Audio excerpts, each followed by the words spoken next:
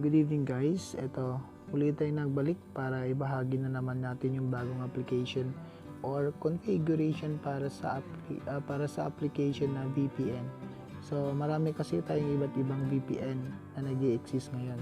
So, ang gagamitin natin na update like TNT no load, TNT Smart no load, at saka SunTU CTC CTU Promo ay ang HTTPG injector for the Android device and OpenVPN for the Android and iOS device. So, ang gagawin lang natin is usually import lang natin yung configuration na nasa description natin. So, meron po niyan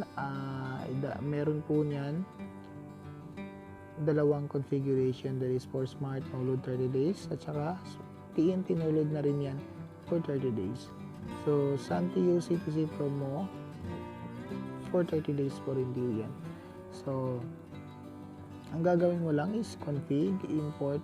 Makikita mo yan sa download kung di-download mo, okay? So, ang gagamitin natin network is SUN, naka-SUN yung SUN na sa nakasimuan ko. So, kapag connected status na yan, ganyan, okay na yan, okay? So, sa kabila naman tayo, ito naman tayo sa OpenVPN Connect. So, ang palatandaan ng my connection is may key, status, at saka nag-green po yan. So, tatry natin yung configuration. Ganyan po dapat connected. Okay? So, yung link naman sa baba, ang pag-import mo yan is dito. Then, hanapin mo yun. Sa akin kasi, naka-configure na siya for, so try natin yung VPN split. Ayan. Kiklik mo yung isa niyan. Kahit saan dyan, nagko-connect po yan. Okay? So, import, add mo lang. So, pagka-add mo lang dyan, ko-connect mo na agad. Gaya kanina. Pag nag-green or naging connected, meron ka ng internet.